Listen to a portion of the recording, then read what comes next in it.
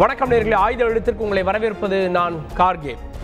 சிறையில் மதுபான கொள்கை வழக்கில் சிறையில் இருந்த ஆம் ஆத்மி நிறுவனர் தலைவர் அரவிந்த் கெஜ்ரிவாலுக்கு இடைக்கால ஜாமீனை வழங்கி இருக்கிறது உச்சநீதிமன்றம். அமலாக்கத்துறை கடும் எதிர்ப்பை பதிவு செய்தது. சட்டத்தின் முன்பு அனைவரும் சமந்தா அப்படின்லாம் வாதங்களை முன்வைத்தது. இந்த சூழலில் தேர்தலை கருத்தில் கொண்டு தேர்தல் பிரச்சாரத்திற்காகவே இந்த இடைக்கால ஜாமீனானது வழங்கப்பட்டிருக்கிறது. தேர்தல் முடிந்ததோ ஜூன் 2ஆம் தேதி அவர் மீண்டும் சரணடைய வேண்டும் அப்படின்ற உத்தரவும் பிறப்பிக்கப்பட்டிருக்கிறது. இது தேர்தலில் சம வாய்ப்பை, தேர்தலில் ஒரு கட்சி பிரச்சாரம் செய்ய முடியாத நிலையை தடுப்பதற்காக இந்த கைது நடந்ததா, அதை முறியடிப்பதற்கு தான் இப்போது நீதிமன்றத்துடைய இந்த தீர்ப்பு வழிவகுத்திருக்கிறதா அப்படின்ற கேள்வியை ஏற்படுத்தியிருக்கிறது. அதே நேரத்தில் இன்று அரவிந்த் கெஜ்ரிவால் சர்வாதிகாரத்திலிருந்து நம்முடைய நாட்டை பாதுகாக்க வேண்டும்னு சிறையிலிருந்து வெளியே வந்த பிறகு பேசியிருக்கிறார். அரவிந்த் கெஜ்ரிவாலுடைய இந்த ஜாமீனுக்கு பலரும், இந்தியா கூட்டணியுடைய தலைவர்கள் மம்தா பானர்ஜி, தமிழக முதலமைச்சர் அப்படின்னு பலரும் நீதி வென்றிருக்கிறது அப்படின்னும், அநீதிக்கு எதிரான இந்த வெற்றி நமது ஜனநாயகத்தை வலுப்படுத்துகிறது அப்படின்னு முதலமைச்சர் உள்ளிட்டவங்கெல்லாம் வரவேற்பு தெரிவிக்கிறார்கள். இனி அரவிந்த் கெஜ்ரிவாலுடைய பிரச்சாரம் பாஜகவை எதிர்த்து கூர்மையடையுமா அப்படின்ற கேள்விகளும் கூட இருக்கிறது. கெஜ்ரிவால் ஜாமீன் பாஜகவுக்கு பின்னடைவா விவாதிக்கிறோம். சிறப்பு விருந்தினர்களோடு திமுக தரப்பிலிருந்து செய்தி தொடர்பாளர் திரு சேலம் தனிதரன் நிகழ்ச்சிக்கு அவரை வரவேற்கிறேன். மார்க்சிஸ்ட் கம்யூனிஸ்ட் கட்சியிலிருந்து பேராசிரியர் திரு அருணன் அவர்கள், அவரையும் நிகழ்ச்சிக்கு வரவேற்கிறேன். அதேபோல அரசியல் விமர்சகர் திரு TDS ரவிச்சந்திரன் அவர்கள், அவரையும் நிகழ்ச்சிக்கு வரவேற்கிறேன். இன்னும் சற்று நேரத்தில் மற்ற விருந்தினர்கள் இணைய இருக்கிறாங்க. திரு TDS ரவிச்சந்திரன், தேர்தல் பிரச்சாரத்தில் ஈடுபடுவதற்கென ஒரு இடைக்கால ஜாமீன் வழங்கப்படுகிறது. இதற்கு முன்பெல்லாம் இப்படி இல்லை. அது இடி வழக்கில் இந்த ஜாமீன் கிடைச்சதே கிடையாது. ஒரு இடைக்கால ஏற்பாடு தேர்தல் நேரத்தில் வழங்கப்படுது அப்படின்னாலே இவர் கைது செய்யப்பட்ட நோக்கமும் தெளிவாகிறது. இவர் கைது செய்யப்பட்ட நோக்கம் தேர்தலிலிருந்து இவரை அப்புறப்படுத்துவதற்கு அப்படின்ற கேள்வி இங்கே சேர்ந்தான வருது. இல்லை, அவங்க சொல்லியிருக்கிற 5 கண்டிஷன் என்னங்கிறத நீங்கள் பார்க்கணும். அதில் ஒரு கண்டிஷன் ரொம்ப முக்கியம். Not to meet witnesses in exercise policy. அதை ரொம்ப குறிப்பிட்டு சொல்லியிருக்காங்க. நீங்கள் சாட்சியங்களை சந்திக்கவே கூடாது அப்படின்னு தெளிவாக சொல்லியிருக்காங்க. நம்பர் 1, இடி இவரை அரெஸ்ட் பண்ணணும்னு சொல்லவே இல்லை. சம்மனுக்கு தான் கூப்பிட்டது, பல முறை அவர் வரலை. இவர் தான் போய் தேவையில்லாமல் நீதிமன்றத்தை அணுகி என்ன இந்த மாதிரி பண்ண சொல்கிறாங்க, என்ன இதுலேருந்து வெடிவிக்கணும்னு கேட்க, உன்னெல்லாம் அப்படிலாம் பண்ண முடியாது, போட்டு தான் ஆகணும்னு சொல்லி உள்ளே அனுப்பி வைத்தார்கள். இதுதான் நடந்த ஒரு விஷயம். அதில் கூட எவிடன்ஸ் உங்கள் மீது மிக ஸ்ட்ராங்காக இருக்குன்னு நீதிபதி சொல்லிட்டு தான் இவரை உள்ள அமைச்சாருங்கிறத ரொம்ப முக்கியமான ஒரு விஷயம். நீங்கள் பார்க்க வேண்டியது என்னன்னா, இவருக்கு கொடுக்கப்பட்ட அந்த நியாயம், அதாவது தேர்தலுக்காக இவர் சந்திக்க வேண்டியிருக்கு, 5 வருடத்துக்கு ஒரு முறை வருகின்ற ஒரு விஷயம், விட்டா பிடிக்க முடியாது, இப்படி எல்லாம் கோர்ட் நிறைய பேசிட்டு இன்னைக்கு 2 நிமிடம் மட்டும்தான் நீதிமன்றமே கூடி ஒரு கருத்தை உங்ககிட்ட சொல்லியிருக்கு. ஆனால் அதை ஏன் சிசோடியாவுக்கு கொடுக்கவில்லை? அதை ஏன் கவிதாக்கு கொடுக்கல? அவங்களாம் அரசியல்வாதி இல்லையா? சிசோடியாவையும் கவிதாவையும் எலெக்ஷன் தேதி அறிவிச்சதுக்கு அப்புறம் கைது பண்ணலையே. இடிட்ட சொல்லி அரெஸ்ட் பண்ணாங்களா? இடிட்ட பெர்மிஷன் வாங்கிட்டு அரெஸ்ட் பண்ணாங்களா? இடி தேர்தல் ஆணையத்திட்ட இடி பெர்மிஷன் வாங்கினாங்களா? இல்லைங்க, நீங்கள் ஒன்று புரிஞ்சுக்கோங்க. ஒரு கைதியை நீங்கள் வெளியில் அனுப்புறீங்க, அப்படி மட்டும் இதை பாருங்க. இவர் போய் கைதானதுக்கான சரித்திரம் நீதிமன்றம் பார்க்குது. கைதினுடைய நோக்கம், எந்த நேரத்தில் இவர் கைது செய்யப்படுறார்? கைது செய்ய சொன்னதே நீதிமன்றம் தான். அது என்ன சொல்லி தெளிச்சு அப்படின்னு சொன்னால், இவர் தான் போய் அதிலிருந்து விடுவிக்கணும்னு கேட்க, அதெல்லாம் முடியாதுன்னு சொல்ல, இடி விசாரணையை விசியில் பண்ணணும்னு சொல்ல, நீங்கள் என்ன அவ்வளோ பெரிய ஆளான்னு கேட்க, இதெல்லாம் பத்திரிகையில் வந்துகிட்டு இருந்த விஷயம். நான் ஏன் சிசோடியாவையும் கவிதாவையும் சொல்கிறேன்னா, பொன்முடி ஐயா தேர்தலை சந்திக்கிறார், இந்த மாதிரி ஒரு சூழ்நிலை. கெஜ்ரிவால் தேர்தலை சந்திக்கிறார், இந்த மாதிரி ஒரு சூழ்நிலைன்னா அவங்க அதை கவிதாவுக்கும் பொறுத்திருக்க வேண்டும், சிசோடியாவுக்கும் பொறுத்திருக்க வேண்டும் அப்படிங்கிற அடிப்படையில் நான் உங்களுக்கு சொல்கிறேன். வந்திருக்கிறது ஒரு சாதாரணமான ஒரு அரசியல்வாதி இல்லை, நல்லா புரிஞ்சுக்கோங்க. அவர் தூய்மையாக தன்னை காட்டி இல்லை பொன்முடின்னு சொன்னீங்க. இல்லைங்க, செந்தில் பாலாஜி ஐயாவுக்கு ஜாமீனே கொடுக்கல. பொன்முடி ஐயா விஷயத்தில் நீதிமன்றம் 2வது ஸ்டாண்ட் எடுத்து அவரை விடுவித்து தண்டனையிலிருந்து வெளியே அனுப்பினா அந்த விஷயத்தை வச்சுட்டு நான் உங்களுக்கு சொல்கிறேன். ஆனால் நீங்கள் மெயினாக பார்க்க வேண்டியது என்னென்னா, வெளில வந்திருக்கிறவர் ஒரு யதார்த்த அரசியல்வாதியே கிடையாது. அவர் ஒரு அண்ணா ஹசாரேயிடம் போய் நீங்கள் 72 நாள் உண்ணாவிரதம் இருந்து பயிற்சி செய்ய வேண்டும், அந்த பயிற்சி நீங்கள் முடிச்சதுக்கப்புறம் நாங்கள் இந்த இடத்துக்கு கூட்டு போக போகிறோம்னு சொல்லி தயார்படுத்தி அழைத்து ஒரு உண்ணாவிரதத்தை நடத்தி அவரை மகாத்மாவாக ப்ரொஜெக்ட் பண்ணி அவரை இன்னைக்கு ஒரு ஓரமாக நிறுத்தி வைத்து எந்தையாவது ஒரு டெல்லி ஆஃபீஸில் கெஜ்ரிவாலுடைய ஆஃபீஸில் அண்ணா ஹசாரே படம் மிகப்பெரிய அளவில் பின்னாடி அவர் படத்தில் பின்னாடி மாட்டப்பட்டிருக்குமான்னு கேட்டால் எதுவுமே இல்லை. எல்லாவற்றையுமே கருவியாக பயன்படுத்தக்கூடிய ஒரு எண்ணம் உள்ள ஒரு மனிதர். இவர் போனது ஏதோ ஒரு குற்றவியல் சம்பந்தமாக தவறாக குற்றச்சாட்டு சொல்லப்பட்ட ஒரு விஷயம் இல்லை. சாராயம் சம்பந்தப்பட்ட விஷயம், எக்ஸைஸ் பாலிசி சம்பந்தப்பட்ட விஷயம். ஒரு மதுவை வைத்துக்கொண்டு இந்த கேஸ் நடக்குது. மதுபான கொள்கையில முறைகேடு நடந்ததா இல்லையா, 100 கோடி ரூபாய் வாங்கினாரா இல்லையா, டைரக்டா அவருக்கு இதுல டிரான்சாக்ஷன்ல பங்கு இருக்கா இல்லையா, அதெல்லாம் நடக்குது. ஆனா இந்த கைது செய்யப்பட்ட நேரம், தேர்தலுடைய சம வாய்ப்பு, கைது செய்யப்பட்ட விதம், இடிக்கு இந்த விவகாரத்தில் கைது செய்யப்பட்ட முறை சரியில்லைன்னு வாதிடுறாங்க. அதுக்குள்ளதானே சார் போறாங்க நீதிமன்றம். அப்போ நான் அந்த 3 விஷயத்துக்கு வரேன். கைது செய்யப்பட்டது சரியா தப்பான்னு கேட்டால் கைதை பற்றி இடி பேசவே இல்லை. அவரை சம்மனுக்கு தான் கூப்பிட்டது, வெறும் என்கொயரிக்கு தான் அவரை கூப்பிட்டது. அவர் தான் போய் நீதிமன்றத்திலேருந்து இந்த கைது விஷயத்தை தேவையில்லாமல் வாங்கிட்டாரு. ஒரு வளைகாப்பு மாதிரி அந்த காப்பை தூக்கி கையில் போட்டுட்டாரு. அதுக்கு காரணம் அவர் தேர்தல் நடத்த வேண்டிய நாடகம். ஆனால் இப்போ அவர் வெளில வந்திருக்கிறதுனால என்ன ஆகும் அப்படின்னு நீங்கள் கேட்டிங்கன்னா, அவர் வெளில வந்துட்டாரு, போய் மக்களை சந்திக்க போகிறாரு. ஐயா எந்த தப்பும் நடக்கல, என்னை எல்லாரும் ஏமாற்றிட்டாங்க, எனக்கு துரோகம் பண்ணிட்டாங்க அப்படிலாம் பேச போகிறாரு. அதன் மூலமாக வாக்கு அதிகரிக்குவான்னு கேட்டா ஆப்பே அப்படி சொல்லல. அதனால தான் பஞ்சாப்ல காங்கிரஸுக்கு இத்துளூண்டு சீட்டும், டெல்லியில் இருக்கக்கூடிய 7ல் 2 சீட்டையும் அள்ளி கொடுத்து அது 3-4 மாசத்துக்கு முன்னாடியே தயாராயிடுச்சு. உங்களுக்கும் எனக்கும் தெரிய வேண்டிய விஷயம் என்னன்னா, தேர்தல் தாக்கம் என்னன்னு நம்ம இன்னும் டீட்டெயிலா பேசலாம். திரு அருணன் அவர்கள்ட்ட இடைக்கால ஜாமீன் ஒரு விஷயம் மட்டும் நீங்க குறிப்பிட்டு பேசுங்க. வர திரு அருணன் ஒரு விஷயத்தை மட்டும் குறிப்பிட்டு பேசுங்க. முடிச்சுங்க Ravichandran. Not to meet witness in the excise policy அப்படின்னு குறிப்பிட்டு சொல்லி இருக்கிற அந்த கண்டிஷனை மட்டும் நீங்க எடுத்து வைத்து பார்த்தா நீதிமன்றம் இவரை அவர் முதலமைச்சராகவே செயல்பட முடியாது சார். செக்ரட்டரியேட் போக கூடாது, ஆபீஸ் டாக்குமெண்ட்ல கையெழுத்து போட கூடாது. முழுக்க தேர்தலுக்காக ஒரு இடைக்கால ஜாமீன் கொடுக்கப்பட்டிருக்கு. இல்ல அதுல இன்னொரு அப்ரூவல் கொடுத்திருக்காங்க. அது என்ன தெரியுமா? எல்ஜிக்கு அனுப்ப வேண்டிய கடிதங்களில் இவர் கையெழுத்து போடலாம். அது மட்டும் எல்ஜிக்கு அனுப்ப வேண்டிய கடிதங்களுக்கு இவர் கையெழுத்து போடலாம். அது சொல்லிருக்காங்க. ஓகே திரு அருணன், இது ஒரு இடைக்கால ஜாமீன், இது கொண்டாடி தீர்க்க வேண்டிய ஒன்றா? இடைக்கால ஜாமீன், ஒருத்தர் கைது செய்யப்பட்ட முறை தவறு அப்படின்றாரு. ஆனா நீதிமன்றம் அவர் கேட்காத ஒரு நிவாரணத்தை கொடுக்குது. அவரே இடைக்கால ஜாமீன் கோரல, இந்த வழக்கில் கைது செய்யப்பட்டதே தப்புன்றாரு. இடைக்கால ஜாமீன் இவ்வளவு ஒரு கொண்டாடப்பட வேண்டிய ஒன்றா? அவர் முழுமையாக ஜாமீனோ இல்லை விடுதலை செய்யப்பட்டிருந்தாலோ இது நீதியின் வெற்றி, ஜனநாயக வெற்றின்னு சொல்லலாம். இடைக்கால ஜாமீனை அவ்வாறு கொண்டாடுவது எப்படி? இல்ல கார்கே, நீங்களே சொல்வது போல தீர்ப்பு இன்னும் அல்ல. அவர் குற்றவாளி என்றோ அல்லது குற்றவாளி அல்ல என்றோ நீதிமன்றம் சொல்லல. ஆனால் மிக முக்கியமான ஒரு தேர்தல், மக்களவை தேர்தல், நாடாளுமன்ற தேர்தல் நடந்து கொண்டு, இவர் ஒரு முக்கியமான அரசியல் கட்சியின் தலைவர். 2 மாநிலங்களில் அந்த கட்சி ஆளுங்கட்சி, ஒரு மாநிலத்தில் இவரே முதல்வர். ஆனால் இவரை ஜாமீனில் கூட விடக்கூடாது என்று அமலாக்கத்துறை கடுமையான வாதங்களை உச்ச நீதிமன்றத்தில் வைத்தது. அதுக்கு அவங்க என்னென்ன சொன்னாங்கன்னா, ஒரு பஞ்சாப் பயங்கரவாதி பேரெல்லாம் சொல்லி அவரும் கேட்கிறாருங்க. அவர் சும்மா இருந்தா கூட இவங்களே கேட்க விட்டுருப்பாங்கன்னு நினைக்கிறேன். அவரும் கேட்கிறாருங்க. அவரும் பிரச்சாரத்தை தேர்தலுக்கு போகணும்னு அவரும் தேர்தல்ல ஈடுபட்டிருக்காருங்க. அப்ப இவரு கொடுத்தா அவர் கொடுப்பீங்களா? இப்படி எல்லாம் கேள்விகள். அப்ப அதனுடைய வாதங்களை பூரா படிச்சு பார்த்தா, அதாவது இடி சார்பாக, அமலாக்கத்துறை சார்பாக பேசிய வழக்கறிஞருடைய வாதங்கள்லாம் பார்த்தா எனக்கு பட்டது, அமலாக்கத்துறை என்பது பாஜகவின் தேர்தல் ஏஜென்ட் போல செயல்பட்டது இந்த விஷயத்துல. இவர் வெளியே வரக்கூடாது, பிரச்சாரம் பண்ணக்கூடாதியா, அப்படி ஓப்பனா பேசுறாங்க. இது என்னன்னு எனக்கு புரியல. ஐயா, நீங்க வழக்க வேகமா நடத்துங்க. ஆனா ஜாமீனே தரக்கூடாதுங்கிறது என்ன நியாயம்னு எனக்கு புரிய மாட்டேங்குது. அதனாலதான் உச்ச நீதிமன்றம் என்ன சொல்லி இருக்குன்னா, இந்த இடைக்கால ஜாமீனை வழங்கிட்டு ஐயா ஒவ்வொரு விஷயத்தையும் தனித்தனியா பார்க்கணும். இங்க கூட நண்பர் வேறு சில உதாரணங்கள் எல்லாம் சொன்னாருன்னு, இதெல்லாம் அவங்க சொல்லிட்டாங்க. அதாவது அமலாக்கத்துறையின் சார்பாக வழக்கறிஞர்கள் அவங்க அழகா இந்த விஷயத்தை மட்டும் கணக்கில் எடுத்துக்கொள்கிறோம், மிச்சதோட ஒப்பிட வேண்டாம். இதுக்கு அவங்க சொன்ன ஒரு உதாரணம் என்ன தெரியுமா? ஐயா இப்பதான் ஒரு 20-21 நாள் தான் நாங்க அவருக்கு ஜாமீன் வழங்குறோம். ஜூன் 2ஆம் தேதி அவர் போய் சரணடையணும். இந்த 21 நாள்ல என்னையா ஆகிற போகுது இந்த வழக்குல? ஒண்ணு ஆகாது என்பதற்கு ஒரு உதாரணம் என்ன தெரியுமா?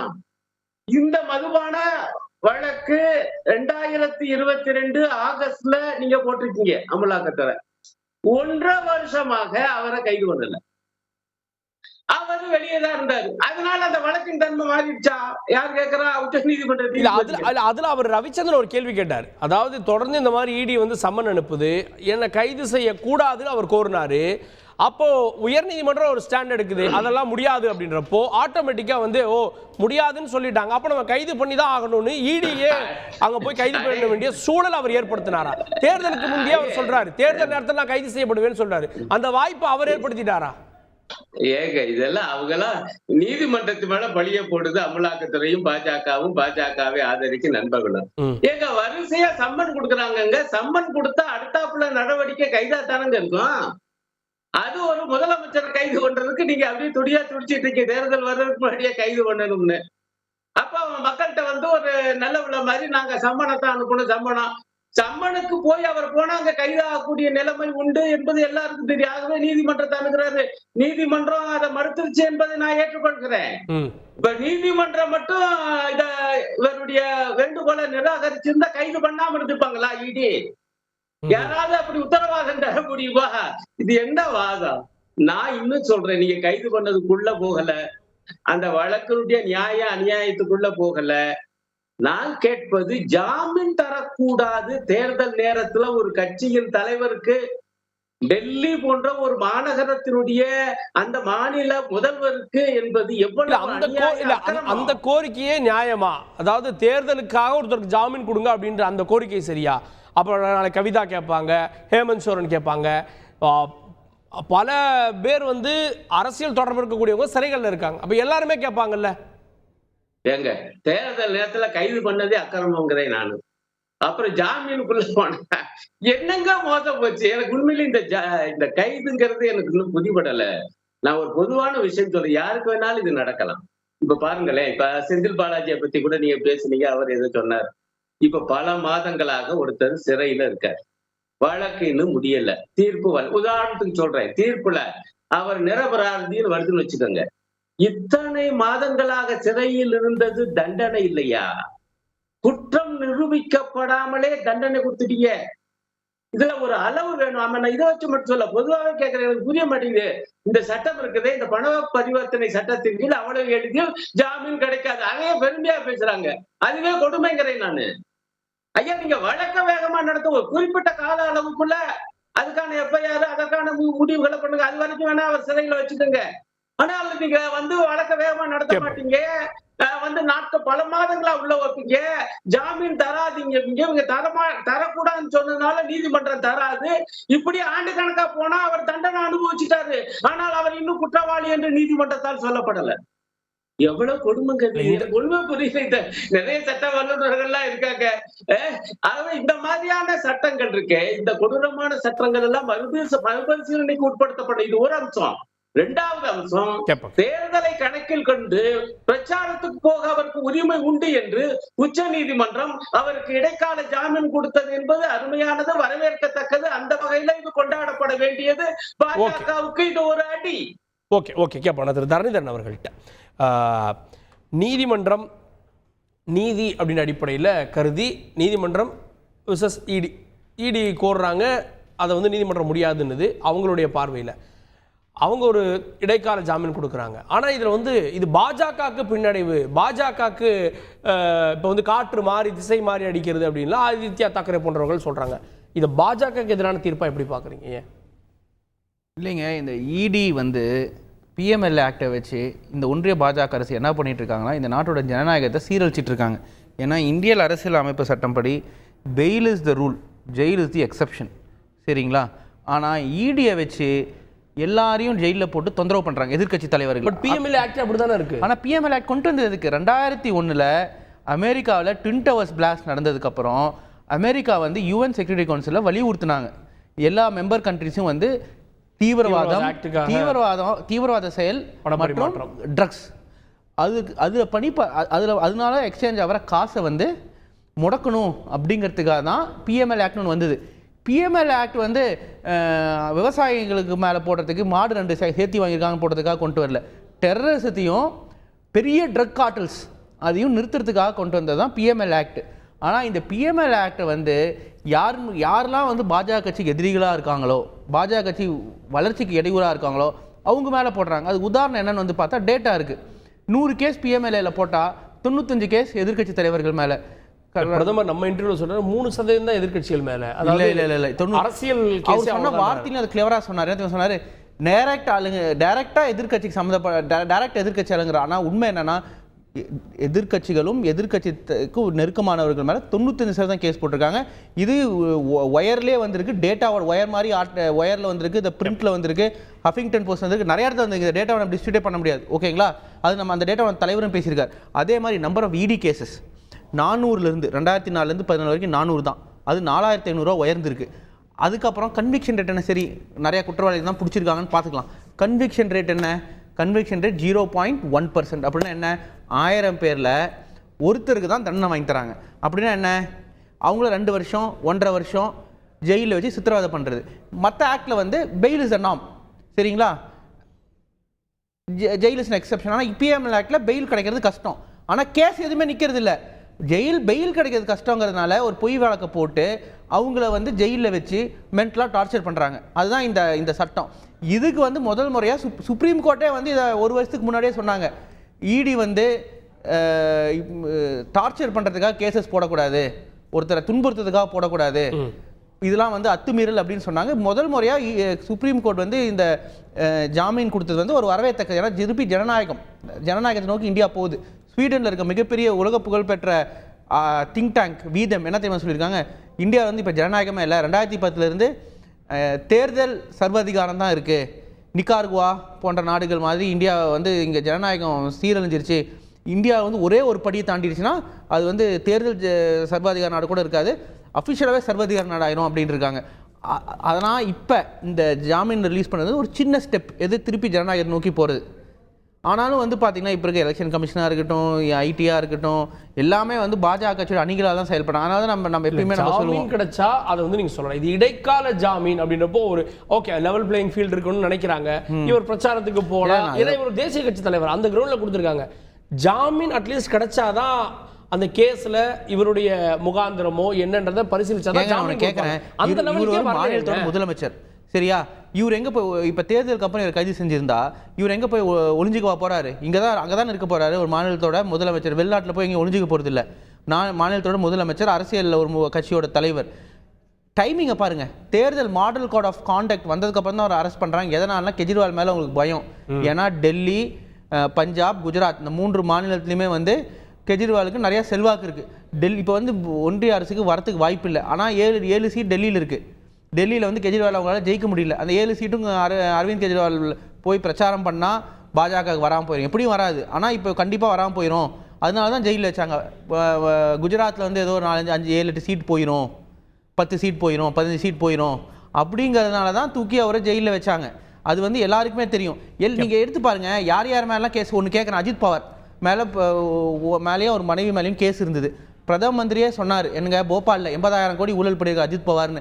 அந்த பேச்சு காத்துல ஓயறதுக்குள்ளார அஜித் பவாரை தூக்கி நிதியமைச்சராக மேலே அவங்க மேலே அந்த இடி கேஸ் என்னாச்சு? காலி, ஒன்றுமே இல்லை. அவங்க மனைவி மேலே அந்த இடி கேஸும் இல்லை, போயிடுச்சு. இன்னொன்று சொல்கிறேன், வெஸ்ட் பெங்காலில் ஒருத்தர் இடி கேஸில் ஜெயிலுக்கு போகிறார். உடனே பாஜக சேர்றாரு, அந்த இடி கேஸ்லேருந்து விடுவிக்கப்படுறார், நிரபராதி ஆயிடுறார். உடனே அவர் திருப்பி திரிணாமுல் காங்கிரஸ் போய் சேர்றாரு, திருப்பி ஈடி பாயுது அவர் மேலே. அப்படின்னா என்ன, பாஜக கட்சி உறுப்பினர்களுக்கு ஒரு சட்டம், பாஜக கட்சியில் இல்லாத நபர்களுக்கு ஒரு சட்டமா? கேட்போம். திரு ரவிச்சந்திரன், குஜராத்தில் ஆம் ஆத்மியுடைய பிரசன்ஸ், பஞ்சாப்ல ஆம் ஆத்மியினுடைய ஆட்சி, டெல்லியில் ஆம் ஆத்மி ஆட்சி, இதெல்லாம் கண்டு பாஜக அஞ்சி இருக்கிறது, அதுதான் அவரை கைது பண்ண வைத்தது அப்படின்ற குற்றச்சாட்டை வைக்கிறாங்களே. 3 கேள்வி பதில் சொல்லிடணும். நீங்கள் கேட்ட கேள்விக்கு முதல்ல சொல்லிடுறேன். 27 வருடமாக குஜராத்தில் பிஜேபி தான் ஆண்டு கொண்டு வருது. ஆப்போட சீட் எத்தனைங்கிறது உங்கள் எல்லாருக்கும் நல்லா தெரியும். போன தேர்தலை வைத்துக்கொண்டு நீங்கள் பேசுவதாக இருந்தால் அரெஸ்ட் பண்ணுறதுக்கு இல்லை பர்சன்டேஜ் நம்ம ஊரில் சீமான் ஐயாவுக்கும் சதவிகிதம் இருக்குங்க. 234 தொகுதியிலையும் போட்டிடுவார். 10,000 வாக்கு வாங்கினார்னா அவருக்கு வந்து ஒரு சதவீதம் வரத்தான் செய்யும். அது முக்கியம் இல்லை. அவர்களால் இம்பேக்ட், ஒரு சீட்டை மாற்றக்கூடிய அளவுக்கு இம்பேக்ட் கொடுக்க முடியுதா அப்படின்னு கேட்டால், டெல்லியில் கடந்த 2 தேர்தல்களாக நடக்கிறது என்ன, சட்டசபைக்கு நீ பாராளுமன்றத்துக்கு பிஜேபி, இப்படி தானே நடந்துட்டு இருக்கு. பஞ்சாபை பொறுத்த வரைக்கும் இந்த முறை அதிகமாக பிஜேபி வரப்போகுதுங்கிறதுனால தான் திடீர்னு அந்த விவசாய போராட்டம் போராட்டத்தை வெறும் பஞ்சாப் டெல்லியில் மட்டும் தனியாக நடத்தினாங்க. ஏன்னா இந்தியாவில் எங்கேயுமே விவசாயிகள் நல்லா இருக்காங்க, இங்கே தான் கஷ்டப்பட்டுருக்காங்க, நடத்தினாங்க. ஆனால் திரும்ப திரும்ப உங்களுக்கு நம்ம திமுக நண்பர் சொன்னது என்ன அப்படின்னா, அரெஸ்ட்டுக்கு காரணமே கெஜ்ரிவால் அவர்கள் கோர்ட்டுக்கு அணுகினதுனால தான். நல்லா புரிஞ்சுக்கோங்க, சிதம்பரம் ஐயா மாதிரி 85 முறையோ 40 முறையோ ஜாமீன் வாங்கிட்டே இருந்திருந்தாருன்னா அதனுடைய பிரச்சனையே இருந்திருக்காது. ஆனால் அவர் என்ன பண்றாரு, தொடர்ந்து தேர்தல் வருதுன்னு தெரிஞ்ச உடனே ஒரு அனுதாப ஓட்டு வேணுங்கிறதுக்காக அவரை தான் போய் வாலண்டியரா கோர்ட்ல போய் என்னை வந்து அரெஸ்ட் பண்ண கூடாதுன்னு சொல்லுங்க அப்படின்னாரு. அப்ப அப்படி முடியாது. அரவிந்த் கெஜ்ரிவால் செட் பண்ண டிராப்ல பாஜக விழுந்துருச்சோ இல்ல இடி விழுந்துருச்சோ? இல்ல அரெஸ்ட் பண்ணாதீங்கன்னு அவரே செட் பண்றாரு. அது தெரியாம இடி அரெஸ்ட் பண்ணி இன்னைக்கு ஜாமீன் கிடைச்சு. இல்லைங்க, நீங்க ஒரு 9 அடி ஆழத்துக்கு பள்ளம் நோண்டிட்டு நீங்க அதுக்குள்ள விழுந்துட்டு ஒரு அனுதாபத்தை தேடலாம்னு நினைக்கலாம். நாளைக்கு தூக்கி விட வேண்டியது மக்கள் தான். விடாம விட்டாங்கன்னா கஷ்டமாயிடும். ஈடியை பற்றி ஒரு கருத்தை தொடர்ந்து தப்பா சொல்லிக்கிட்டே இருக்காங்க. 43,000 கோடி பிஜேபியோட இந்த 10 வருடத்துல சீஸ் செய்யப்பட்டது. ஆனால் காங்கிரஸ் இதில் 430 கோடி தான். அசட் மட்டும் அட்டாச் பண்ணது 1,20,000 கோடி. காங்கிரஸ் வந்து 5,986 தான். கன்விக்ஷன் ரேட்டுங்கிறதே 36 பிஜேபி ஆட்சியில். ஆனால் மன்மோகன் சிங் ஆட்சியில் 0. பீப்புள் கன்விக்டட், அதாவது தனி மனிதர்களை கன்விக்ட் பண்ணுறதுங்கிறது 63 பிஜேபி ஆட்சியில் தான் நடந்தது. ஈடியில் ஒரே ஒரு பிரச்சனை என்ன தெரியுமா, இப்போ ஐடியில் வந்து நீங்கள் பணத்தை கட்டிட்டீங்கன்னா உங்களை விட்டுருவாங்க, அதோட மேட்டர் முடிஞ்சிடும், கைதெல்லாம் இருக்காது. ஈடியிலையும் என்ன ஆகிடும் அப்படின்னா, நீங்கள் கன்ஃபிஸ்கேட் பண்ணிக்கிட்டீங்கன்னா, நீங்கள் உங்களை நீங்களே முன்னிறுத்தி கொண்டு இந்த மாதிரி நடந்துருச்சுன்னு சொன்னீங்கன்னா அப்புறம் உங்களை அரசு செய்யக்கூடிய முகாந்திரம் வரவே வராது. அதற்குன்னு ஒரு ட்ரிபுனல் கோர்ட் இருக்குங்கிறதெல்லாம் இவங்களுக்கு நல்லா தெரியும். எனக்கு புரிய வேண்டியது, ஓபி சௌதாலாக்கு கொடுக்காத, ஜெயலலிதா அம்மாவுக்கு கொடுக்காத, ஹேமந்த் சோரனுக்கு கொடுக்காம, ஜெகன் ரெட்டிக்கு கொடுக்காத பெயில் கெஜ்ரிவாலுக்கு மட்டும் நீதிமன்றம் ஏன் கொடுத்தது? இதில் அந்த யூரோப்பியன் யூனியன் அங்கெல்லாம் சங்கம், நீதிமன்றத்தை நான் எப்போதும் குறையா சொல்ல மாட்டேன், நான் சொல்றது வாதாடுகின்றவங்களை வச்சு சொல்றேன். இவங்களுக்கெல்லாம் கொடுக்காம அவங்களுக்கு மட்டும் எங்க இருந்து வந்தது அப்படிங்கிற கேள்வியை நம்ம பார்க்கணும். அருணன் ஐயா சொன்னாரு, சார் கொடுத்தது நீதிமன்றம், யார் நோக்கி கேள்வி எழுப்புறீங்க?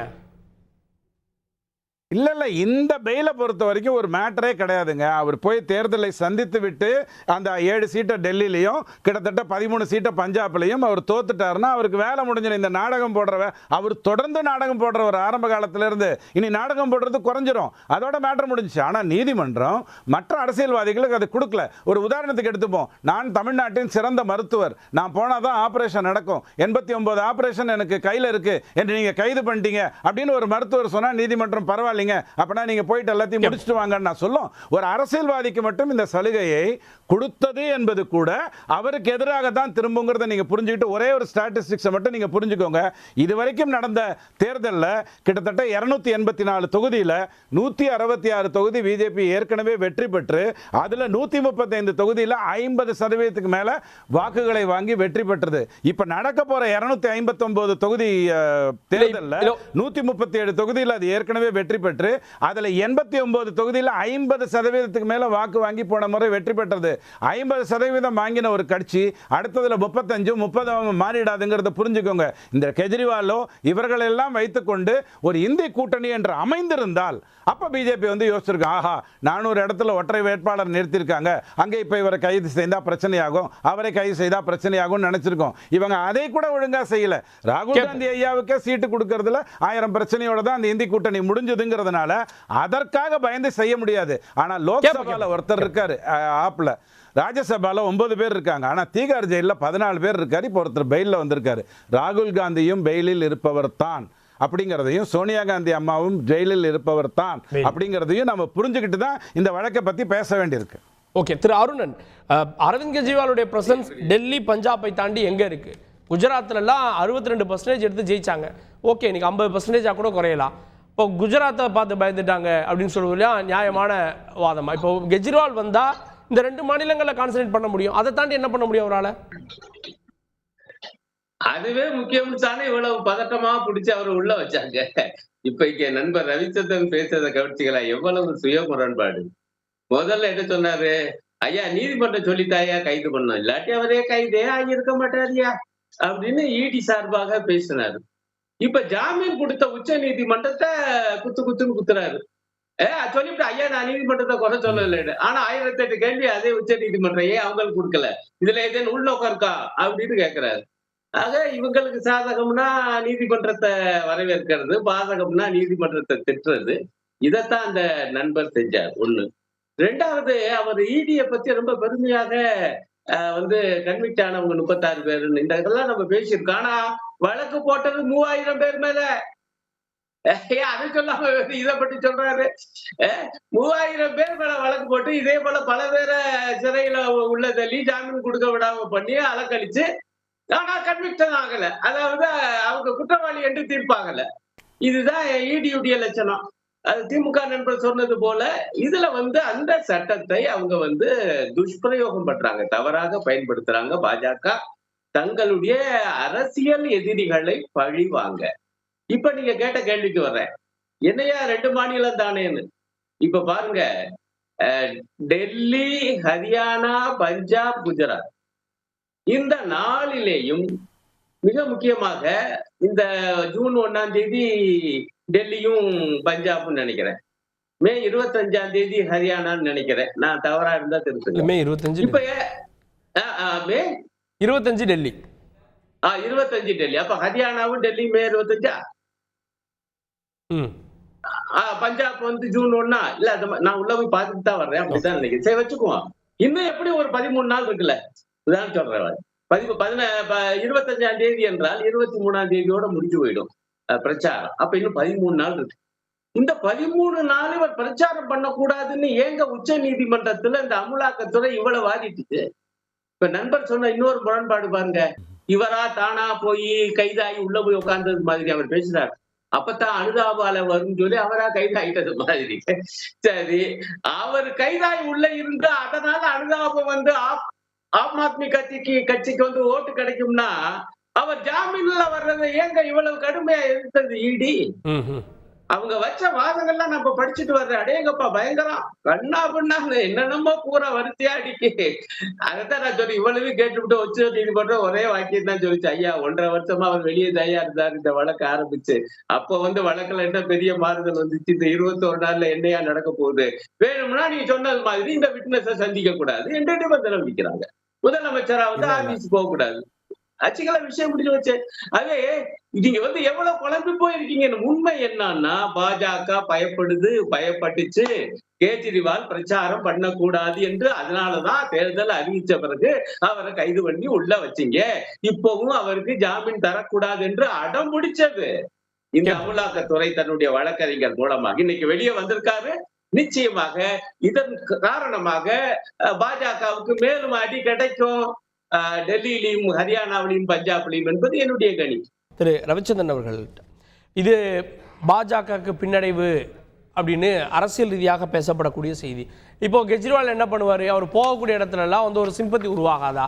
ஏற்கனவே இப்போ கெஜ்ரிவால் சார்பாக அவருடைய மனைவி பிரச்சாரம் மேற்கொண்டுட்டு இருக்காங்க, ஹேமந்த் சோரன் சார்பாக அவருடைய மனைவி போகிறாங்க. ஒரு புதிய எழுச்சியை இப்போ பாஜகவே ஏற்படுத்தி விட்டதா பார்க்கலையா இந்தியா கூட்டணியில்?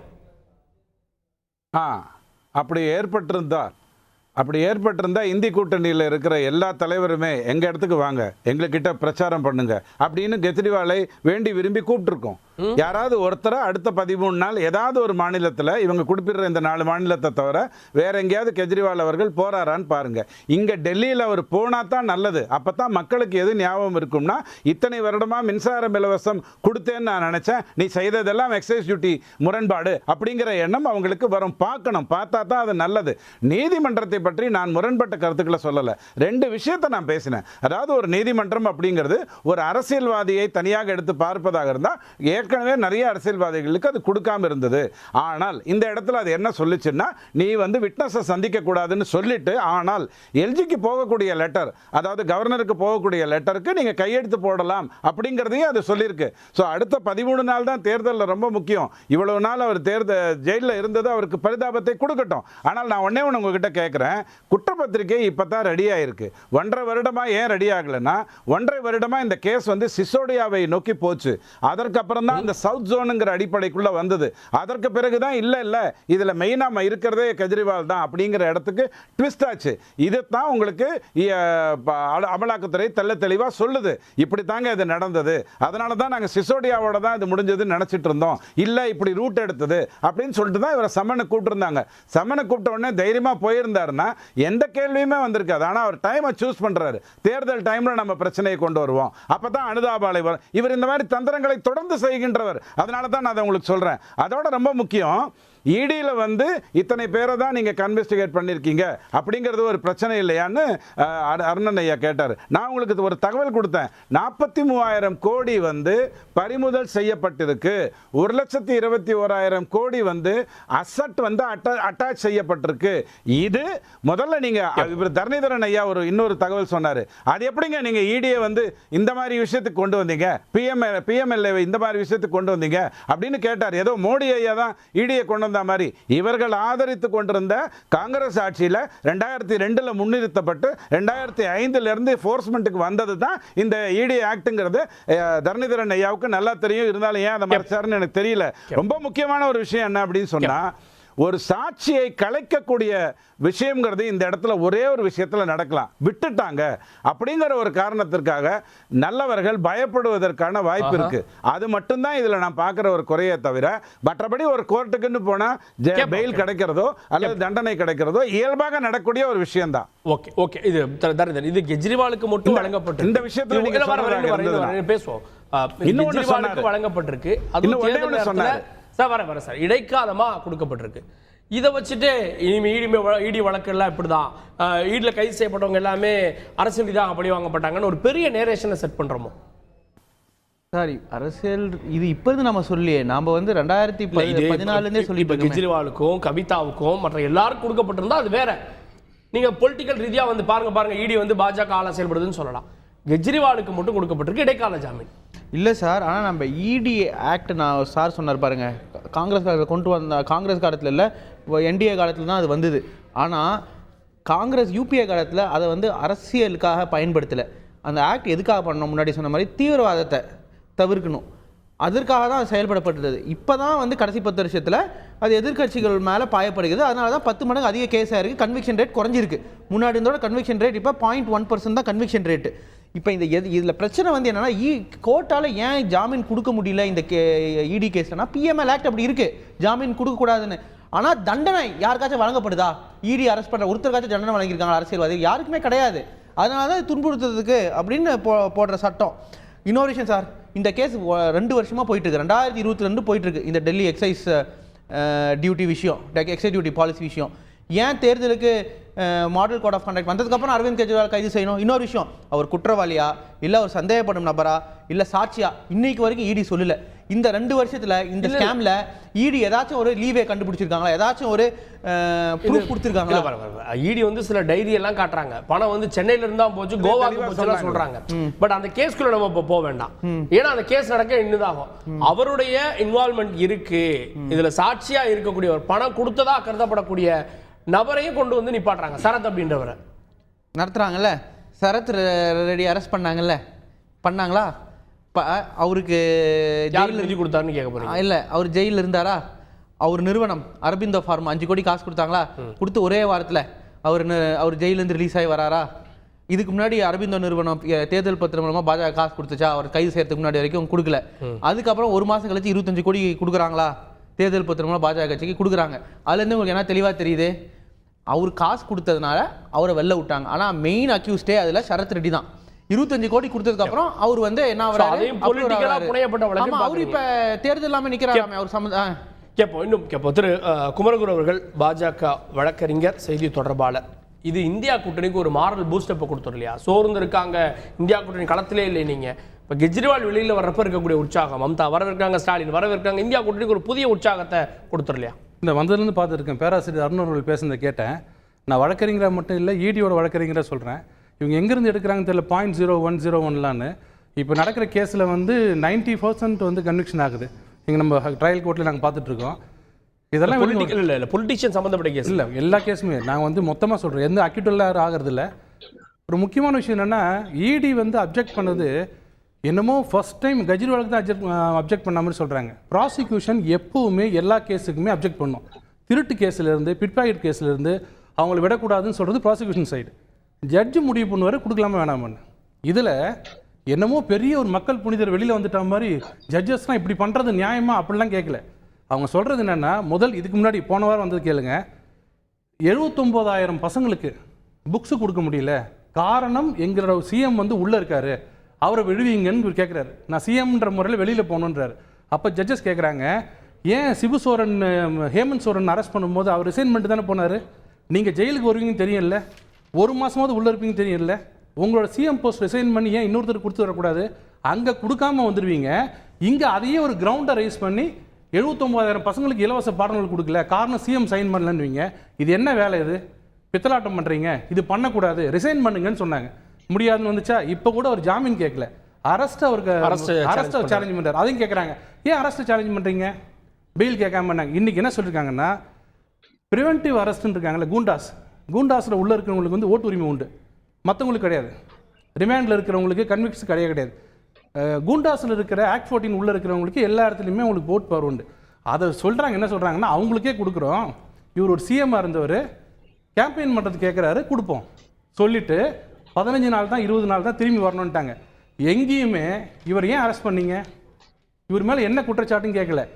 எல்லாரும் கொடுக்குறாங்க, ஆனால் இதுக்கு முன்னாடி யாருக்கெல்லாம் கொடுத்துருக்காங்க என்ன நோக்கத்துக்கு கொடுக்குறாங்க சார்? நீங்கள் தேர்தல் வாக்களிப்பது நம்முடைய உரிமையும் கடமையும், ஆனால் பிரச்சாரம் வந்து உரிமையோ கடமையோ இல்லை.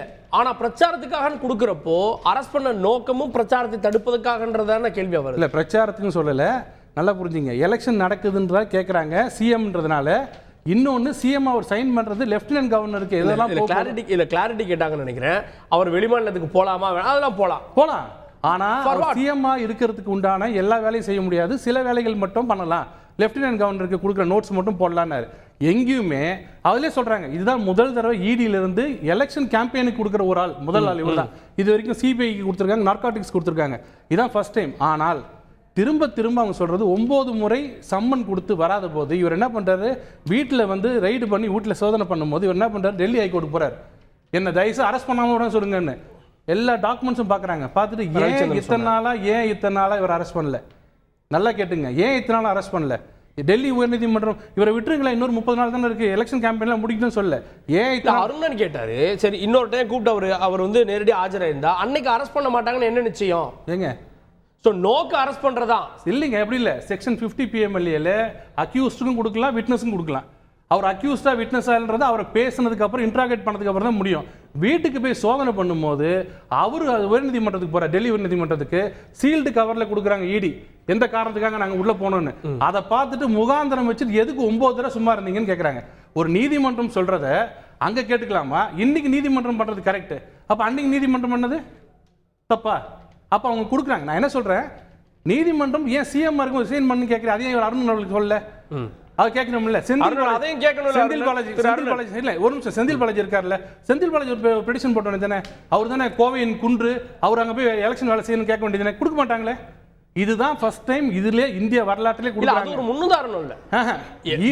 ஈடி கேட்பாங்க, கவிதா நாளைக்கு கேட்பாங்க. அதுதாங்க ஈடி வழக்குல எலெக்ஷனுக்காக கொடுத்ததுதான் முதல் தடவை.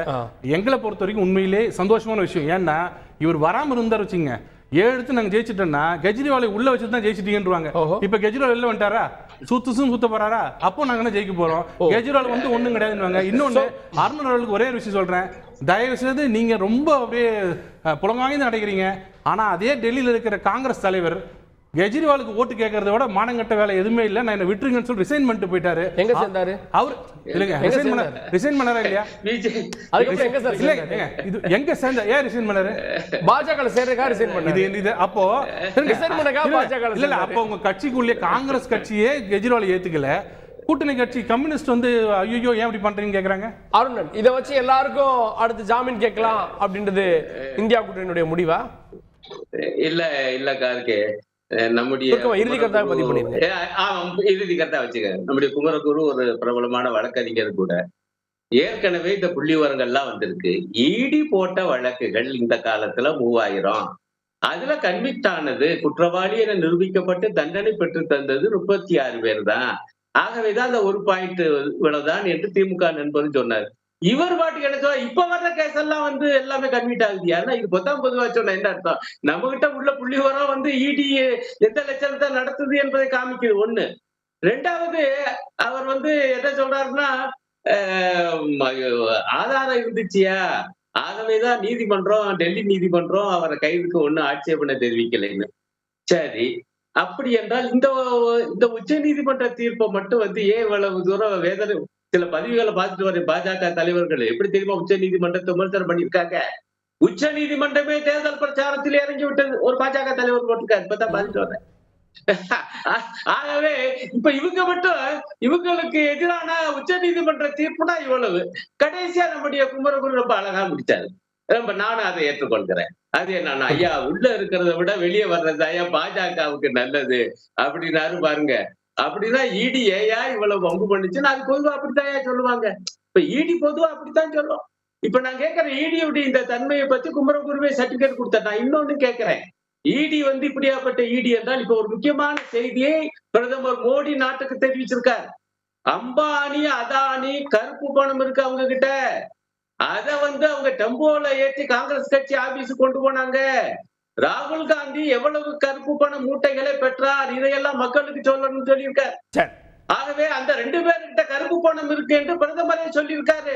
இப்ப சட்டவிரோத பண பரிவர்த்தனை அந்த விவகாரத்துல ரொம்ப தீவிரமா இருக்கக்கூடிய இந்த அமலாக்கத்துறை அம்பானி அதானி கிட்ட ஏன் இன்னும் போல? சரி, ஓகே, ஈடிதான் ரொம்ப பிரமாதமா. இல்ல ரொம்ப மரியாதைக்குரிய பேராசிரியர் அவர்களே, தயவுசெய்து புரிஞ்சுக்கங்க.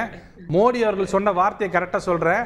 இத்தனை 5 ஆண்டு காலமாக மூச்சுக்கு 300 தடவை அதானி அம்பானி நண்பன் என்ன சொன்னீங்களே, இந்த எலெக்ஷன் ஆரம்பிச்சதுல இருந்து இது வரைக்கும் ராகுல் காந்தி ஒரு தடவை கூட இவங்க 2 பேரும் விமர்சிக்கலையே.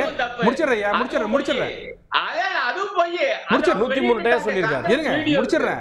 இப்போ சமீபத்துல எப்பவும் பேச மாட்டீங்களே, ஒருவேளை அவர்கிட்ட இருந்து பணம் உங்களுக்கு வந்துருச்சா? ஏன்னா என் மேல சொன்னீங்களே, நான் பணம் வாங்கிட்டு தான் உங்களுக்கு ஹெல்ப் பண்றேன்னு சொன்னீங்களே, நீங்க அமைதியா இருக்கீங்களா, அது காரணம் பணம் வாங்கிக்கிட்டீங்களா அப்படின்னு கேட்டாரு. தவிர மூட்டையா எடுத்துட்டு போனதை நான் பார்த்தேன்னு சொல்லல. தவறா சொல்லாதீங்க. இன்னொன்னு அந்த கன்விக்ஷன் ரேட்ன்றது இல்ல, ஒரு நிமிஷம் கேளுங்க. கன்விக்ஷன் ஒரு நிமிஷம் கேட்டுருங்க. கன்விக்ஷன் ரேட்ன்றது பெண்டிங் கேஸ் சேர்த்து பண்ணுங்க. 3000 கேஸ் பெண்டிங் இருந்தா 35 தான் கன்விக்ஷன் ஆயிருக்குன்னா இன்னும் பெண்டிங் இருக்கு ட்ரையல்ல, அதை சேர்த்து பண்ணுங்க. ஓகே, இது எப்படி தேர்தல்ல எதிரொலிக்கும்? ஓகே, சார் அவர் சொன்னதுக்கு நான் மாற்று கருத்து சொல்லிடுறேன். இடி இது வரைக்கும் போட்டிருக்க கேஸ் தெரியுங்களா, கிட்டத்தட்ட 6000, 5906. அதில் சார்ஜ் ஷீட் ஃபைல் பண்ண கேஸே வெறும் 1100 கேஸ் தான். கன்விக்ஷன் வாங்கி கொடுத்துருக்க கேஸுங்க எவ்வளோனா 24. இது வீடியோ வெப்சைட்டில் இருக்குது, நானாக உருவாக்கல. எவ்வளோ? 24 கேஸ் தான். அதே மாதிரி இன்னொரு சொல்கிறேன், பாஜகலேருந்தே நிறையா தலைவர்கள் இப்போ தேர்தலுக்கு அப்புறம் ரிசைன் பண்ணிருக்காங்க. அவங்க ஹரியானாவில் பார்த்தோம்ல, டெப்டி சீஃப் மினிஸ்டர் அவங்க கூட்டணி கட்சி விலகிட்டார். விலகி இப்போ அங்கே ஹரியானாவில் பாஜக அரசு போகுது. ஒன்று, முசாஃபர்பூர் பாஜக சிட்டிங் எம்பி கட்சி விட்டு விலகி காங்கிரஸ் சேர்ந்துட்டாரு. மத்திய பிரதேசத்துக்கு ராஜ்யசபா எம்பி அஜய் பிரதாப்புங்கிறவர் ஊழல் அதிகமாகிடுச்சு பாஜகன்னு ஏப்ரல் மாதம் கட்சி விட்டு விலகிறாரு. அதனால் பாஜக இருந்து தான் நிறைய பேர் இப்போ கட்சி விட்டு விலகிட்டே இருக்காங்க. அதனால் டெல்லியில் நடந்த ஒரு விஷயத்தை வச்சு நம்ம உதாரணமாக காட்ட முடியாது. ஆனால் இந்தியா கூட்டணி ஸ்ட்ராங்காக இருக்குங்கிறது பிரதம மந்திரியோட பயத்திலே தெரியுது. இப்போ ராகுல் காந்தி எவ்வளோ தடவை இந்த அதானியை பற்றியும் அம்பானியை பற்றி இந்த தேர்தல் அமைச்சர்கள் பேசியிருக்காரு. 100க்கும் மேற்பட்ட மாதிரி பேசியிருக்காரு. பேசவே இல்லைன்னு சொல்கிறது எனக்கு புரியல. ஓகே, அதை இறுதி கருத்து ரவிச்சந்திரன், இறுதி கருத்து சுருக்கமா. இப்போ தரணிதரன் சொன்னதில் ஒரே ஒரு விஷயம் மட்டும் நான் படிச்சு காட்டிடுறேன். The act rules notified thereunder impose obligation on banking companies, financial institutions and intermediaries of variety identity of clients. அது சொன்னதே மன்மோகன் சிங் ஐயா கொண்டு வந்த அந்த பிஎம்எல்ஏலேயே தெளிவா அது ஃபினான்ஷியல் இன்ஸ்டிடியூஷன் சொல்லி தான் வந்ததே ஒழிய டெரரிசம்ங்கிறதுக்கோ அணு ஆயுதம்ங்கிறதுக்கோ அது உள்ளே வரல. 97% பிசினஸ் மேனையும் 3% அரசியல்வாதியும் இடி ஹேண்டில் பண்ணிருக்கு அப்படின்னு மோடி சொன்னாரு. ஏன் பதறீங்க? 97% சொன்னாரு. பொலிட்டிக்கலா தாக்கத்தை ஏற்படுத்தாதா தேர்தல்ல? இல்ல எப்ப தெரியுமா பொலிட்டிக்கலா எப்ப தெரியுமா தாக்கத்தை ஏற்படுத்தும்? இப்ப மீதி இருக்கிற 259 தொகுதிகளில் கெஜ்ரிவால் ஐயா வரணும், இங்க வந்து கொஞ்சம் வாக்கு சேகரிங்க, நீங்க வந்தீங்கன்னா தான் நல்லது, உங்களை தண்டிச்சுட்டாங்க அப்படின்னு மமதாவோ அல்லது மற்றவர்களோ அழைத்தால் அப்பதான் ரைட் இது ஏதோ பாதிப்பு கொடுக்க போகுதுன்னு அர்த்தம். சும்மா இந்த பெட்டி செய்திகள் போட்டாங்கன்னா அதை வைத்துக் கொண்டெல்லாம் வருத்தப்படணுங்கிற அவசியமே கிடையாது. அருணன் ஒரே வரி. அதை விட ரொம்ப முக்கியம், ரொம்ப முக்கியம் நில அபகரிப்பு கேஸ் ஒரு முறை கொண்டு வந்தாங்க. அப்ப கொண்டு வரும்போது கிட்டத்தட்ட 6000 வழக்குகள் போட்டாங்க. அதுல 1600 தான் ரிஜிஸ்டர் ஆச்சு. 134 தான் அரெஸ்ட் வரைக்கும் போச்சு. இது இயல்பாகவே அப்படித்தான்.